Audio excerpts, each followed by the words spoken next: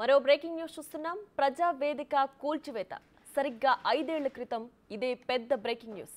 సీఎంగా జగన్ తీసుకున్న తొలి నిర్ణయం అదే. అధికారులతో సమీక్షలు నిర్వహించడానికి 2018లో చంద్రబాబు ప్రభుత్వంలో దీన్ని నిర్మించారు. వైసీపీ అధికారంలోకి వచ్చిన వెంటనే అదో అక్రమ కట్టడమని ఆరోపిస్తూ దాన్ని కూల్చివేశారు. ఇప్పటికీ ఆ శిథిలాలు అలాగే ఉన్నాయి. అయితే వైసీపీ విధ్వంసానికి గుర్తుగా ఆ శిథిలాలను కదిలించొద్దని చంద్రబాబు అధికారులకు ఆదేశించారు.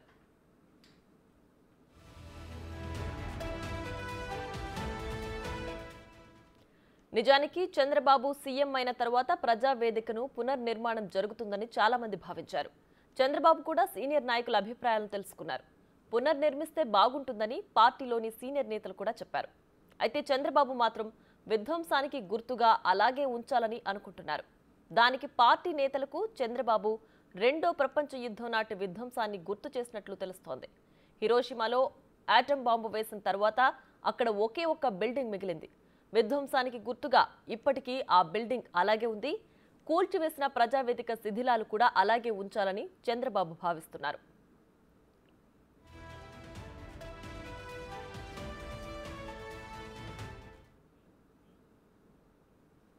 రైట్, ఇక ఇదే అంశానికి సంబంధించి మరింత సమాచారం మా ప్రతినిధి మల్లికార్జున్ లైవ్ లో అందిస్తారు. మల్లికార్జున్, చెప్పండి, ప్రజావేదిక శిథిలాలను అలాగే ఉంచాలని సీఎం చంద్రబాబు భావిస్తున్నారు. గత ప్రభుత్వ పాలనకు విధ్వంసానికి గుర్తుగా దీన్ని అలాగే ఉంచాలని చంద్రబాబు భావిస్తున్నట్లు తెలుస్తోంది. పూర్తి డీటెయిల్స్ ఏంటి? ప్రియా, ఏదైతే ఉందో 2019 మే నెలలో కూడా దీనికి సంబంధించి కూల్చివేత ప్రక్రియకు కూడా ఆదేశాలు అప్పటి ముఖ్యమంత్రి జగన్మోహన్ రెడ్డి కూడా ఆదేశించడం జరిగింది. ఆయన ముఖ్యమంత్రిగా పదవీ బాధ్యతలు తీసుకున్న తర్వాత తొలిసారి కలెక్టర్ల కాన్ఫరెన్స్ సమావేశాన్ని కూడా ఈ ప్రజావేదికలో కూడా ఆయన నిర్వహించడం జరిగింది. ఈ ప్రజావేదికలోనే ఆయన కలెక్టర్ల కాన్ఫరెన్స్ నిర్వహించి ఈ ప్రజావేదికలో ఇదే చివరి సమావేశం. ఈ ప్రజావేదిక సంబంధించి అక్రమ కట్టడం, ఇది ప్రజాధనాన్ని దుర్వినియోగం చేసి మరి ఈ కట్టడాన్ని కట్టింది టీడీపీ అంటూ కూడా అప్పుడు కలెక్టర్లకు ఆదేశాలు జారీ చేశారు. వెంటనే దీన్ని కూల్చివేయాలి, ఇలాంటి అక్రమ కట్టడాలు ఉండకూడదంటూ కూడా ఇక్కడి నుంచే కూల్చివేత ప్రారంభిస్తున్నామంటూ కూడా వైసీపీ ప్రభుత్వం దీన్ని కూల్చివేయడం కూడా జరిగింది. చాలామంది టీడీపీ నేతలు కోర్టుకు వెళ్ళి అడ్డుకునే ప్రయత్నం చేసినప్పటికీ ప్రజాధనం అనేది వృధా అవుతుంది, దాన్ని కావాలంటే దాన్ని మొత్తం ఓడదీసి పక్కన పెట్టేసుకోవచ్చు లేదా ఎక్కడైనా యూజ్ చేసుకోవాలంటూ కూడా హైకోర్టును ఆశ్రయించినప్పటికీ వైసీపీ ప్రభుత్వం వాటినన్నింటినీ పట్టించుకోకుండా మొత్తాన్ని కూల్చివేసింది. కూల్చివేసిన తర్వాత కనీసం ఆ శిథిలాలని ఇక్కడి నుంచి వేరే చోటకు తరలించిన దాఖలాలు కూడా లేవు. 5 సంవత్సరాల కాలం పాటు కూడా ఇక్కడే ఆ శిథిలాలు అలాగే ఉండిపోయి ఉన్నాయి. దాన్ని ప్రజా వేదికగా మళ్ళీ ఒకసారి ఉపయోగిస్తారంటూ కూడా అధికారంలోకి వచ్చిన తర్వాత టీడీపీ ఇటు ఎన్డీఏ ప్రభుత్వం చేయబోతుందంటూ కూడా పెద్ద ఎత్తున చర్చ అయితే జరిగింది. అటు చంద్రబాబు కూడా దానికి సంబంధించి ప్రజావేదిక నిర్మాణానికి సంబంధించి పునర్నిర్మాణానికి సంబంధించి సీనియర్ నాయకుల అభిప్రాయాలు కూడా సేకరించారు. సీనియర్ నాయకులు కూడా మంది కూల్చివేసే ప్రభుత్వం నుంచి అది నిర్మించే పునర్నిర్మాణం చేసే ప్రభుత్వంగా మనకి పేరు వస్తున్నట్టు భావిస్తూ కూడా దానికి సంబంధించి నిర్మాణం చేపడితే బాగుంటుందంటూ కూడా సూచనలు సలహాలు కూడా ఇవ్వడం జరిగింది. ఇది దాదాపుగా ఇది ఏదైతే ఉందో ఈ ప్రజావేదికలోనే చంద్రబాబు నాయుడు కలెక్టర్ల కాన్ఫరెన్సులు కానీ సంబంధించిన గవర్నమెంట్ రివ్యూలు కానీ మొత్తం కూడా పూర్తి స్థాయిగా ఇక్కడి నుంచే చేసేవాళ్ళు. అలాంటి కార్యక్రమాలు మరోసారి మనం మొదలు పెడితే బాగుంటుందంటూ కూడా సీనియర్ నాయకులు వివరించడం జరిగింది.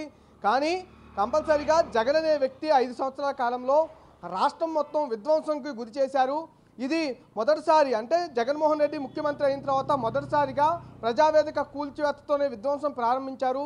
దీన్ని ఆ పరిపాలనకు ఆ వైసీపీ ఏదైతే 5 సంవత్సరాల పాలన ఉందో దానికి గుర్తుగా ఉంచాలంటూ కూడా చంద్రబాబు అయితే నిర్ణయం తీసుకున్నట్టు కూడా తెలుస్తూ ఉంది. అందుకనే నిన్న ప్రజావేదిక అనేది పునర్నిర్మాణం మేము చెయ్యము, అది ఖచ్చితంగా విధ్వంసానికి గుర్తుగా అలా ఉంటుంది, దాన్ని అలాగే ఉంచుతామంటూ కూడా నిన్న ముఖ్యమంత్రి చంద్రబాబు నాయుడు అయితే పూర్తిగా క్లారిటీ ఇవ్వడం జరిగింది. 1945 కాలంలో హిరోషిమా మీద ఆటం బాంబు వేసినప్పుడు అంటే ప్రజాధనాన్ని ఎక్కడా కూడా వృధా కాకుండా, అలాగే గత ప్రభుత్వ విధ్వంస పాలన ప్రజలు మర్చిపోకుండా కూడా సీఎం చంద్రబాబు తన సంకేతాలు ప్రజలకు పంపిస్తున్నారా?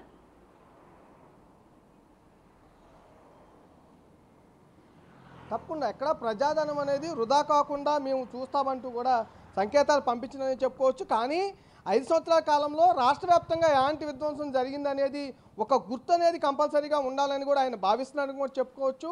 అందుకనే ఇది ఏదైతే వైసీపీ పాలనలో మొదటి నిర్ణయంగా తీసుకొని కూల్చివేత గురిచేసిన ఈ బిల్డింగ్నే, ఈ ప్రజావేదికనే గుర్తుగా ఉంచాలంటూ కూడా ఆయన నిర్ణయం తీసుకున్నట్టు కూడా తెలుస్తూ ఉంది. అందులో భాగంగానే దీన్ని ఇప్పుడు ఏదైతే శిథిలాల్లో అది కనిపిస్తూ ఉందో సేమ్ అదే వ్యవస్థలో దాన్ని ఉంచాలని కూడా ఇటు ముఖ్యమంత్రి చంద్రబాబు నాయుడు నిర్ణయం తీసుకున్నట్టు కూడా తెలుస్తూ ఉంది. ఏదైతే ఇప్పుడు రెండో ప్రపంచ యుద్ధం జరిగినప్పుడు 1945వ సంవత్సరంలో హిరోషిమా మీద ఆటం బాంబు అనేది పడిన తర్వాత అక్కడ పూర్తిగా ఒక్క బిల్డింగ్ తప్పితే పూర్తిగా మొత్తం అంతా కూడా అక్కడ నాశనమైన పరిస్థితి. ఆ నేపథ్యంలోనే అక్కడ ఒక బిల్డింగ్ ఆ విధ్వంసానికి గుర్తుగా మిగిలిపోయిన నేపథ్యం. అదే సేమ్ మళ్ళీ ఆంధ్రప్రదేశ్లో కూడా ప్రజావేదిక అనేది మొత్తం విధ్వంసానికి గుర్తుగా ఆంధ్ర రాష్ట్ర కాలంలో జగన్మోహన్ రెడ్డి పాలనలో 5 సంవత్సరాలు ఎలాంటి విధ్వంసం జరిగిందనేది గుర్తుగా ఒకటి ఉండాలనే ఉద్దేశంతోనే దాన్నైతే గుర్తుగా ఉంచాలని రెండో ప్రపంచ యుద్ధంలో అది ఎలా అయితే గుర్తుగా ఉండిపోయిందో ఆంధ్రప్రదేశ్ రాష్ట్రంలో దానికి సంబంధించి విధ్వంసానికి గుర్తుగా దీన్ని ఉంచాలని కూడా నిర్ణయం తీసుకున్నట్టు కూడా తెలుస్తుంది. అంతేకాకుండా ఎక్కడా ప్రజాధనం అనేది వృధా కాదని కూడా చెప్తున్న పరిస్థితి కూడా కనిపిస్తూ ఉంది. చంద్రబాబు దానికి సంబంధించి ఇప్పటికే అభివృద్ధికి సంబంధించిన పనులను దానిపై రివ్యూలు చేయటం కానీ అమరావతిలో ఉన్న నిర్మాణాలకు సంబంధించి కానీ ఇప్పటికే పాత అధికారులను 2019 వరకు పనిచేసిన అధికారులు ఎవరైతే ఉన్నారో ఇటు అమరావతిలో పనిచేసిన అధికారులు, కీలకంగా వ్యవహరించిన అధికారులతో కూడా ఆయన సమావేశం నిర్వహించడం, దాని అమరావతికి సంబంధించి డెవలప్మెంట్పై ఎలాంటి చర్యలు తీసుకుంటే బాగుంటుందనే దానిపై కూడా నిర్ణయాలు తీసుకోవడం. రేపు మళ్ళీ పోలవరం వెళ్ళటం, పోలవరంలో కూడా 71% టీడీపీ ప్రభుత్వం ఉన్నప్పుడు 71% పనులు కూడా పూర్తి కావడం జరిగింది. వైసీపీ ప్రభుత్వం వచ్చిన 5 సంవత్సరాల్లో 2% మాత్రమే పనులు పూర్తి కావడం జరిగింది. ఈ నేపథ్యంలో దానిపైన కూడా రేపు చంద్రబాబు నాయుడు రివ్యూ సంబంధించి సందర్శించబోతూ ఉన్నారు. అక్కడే రివ్యూ చేయబోతూ ఉన్నారు, అక్కడే నిర్ణయాలు వెల్లడించబోతూ ఉన్నారు. మీడియాతో కూడా అక్కడే మాట్లాడే అవకాశం కూడా కనిపిస్తూ ఉంది. ఇలాగా ఒక పక్క అభివృద్ధి పైన కూడా ఆయన దృష్టి పెడుతూనే మరో పక్క కంపల్సరీగా విధ్వంసం అనేది ఏదైతే ప్రారంభమైందో దాన్ని గుర్తుగా కూడా ఉంచాలనే నిర్ణయం కూడా చంద్రబాబు నాయుడు తీసుకున్న పరిస్థితి కూడా కనిపిస్తూ ఉంది. ప్రియా, మల్లికార్జున, అయితే ఈ ప్రజావేదిక కొత్త ప్రజావేదిక భవనాన్ని ఈ 5 ఏళ్లలో మళ్ళీ నిర్మించే అవకాశాలు లేవంటారా? బహుశా ఉండకపోవచ్చు అని కూడా తెలుస్తూ ఉంది. ఎందుకంటే గతంలో చంద్రబాబు నాయుడు సెక్రటేరియట్కు డైలీ వెళ్ళినప్పటికీ కూడా కొన్ని కార్యక్రమాలు నిర్వహించడానికే ఈ ప్రజావేదిక అనేది నిర్మించడం జరిగింది. 2018లోనే ఈ ప్రజావేదిక అనేది నిర్మాణం చేయడం జరిగింది. దాదాపుగా 7-8 నెలల పాటు ఈ ప్రజావేదికని గవర్నమెంట్ కార్యాలయం కూడా వాడుకున్న పరిస్థితి. దానికంటే ముందు ఆ సచివాలయంలోనే మొత్తం పూర్తి స్థాయి వ్యవస్థ అంతా సచివాలయం నుంచే చంద్రబాబు నడిపించిన పరిస్థితి కూడా కనిపిస్తోంది. ఈ 5 సంవత్సరాల కాలంలో ఈ ప్రజావేదిక అనేది నిర్మాణం కాదని ఇప్పటికే తేల్చేసిన పరిస్థితి ఉన్న నేపథ్యంలో పూర్తి స్థాయిలో కూడా సచివాలయం నుంచి ఆయన ఈ అభివృద్ధి పనులకు సంబంధించి కానీ పాలన మొత్తం కానీ అక్కడి నుంచే చేసే అవకాశం కూడా కనిపిస్తూ ఉంది.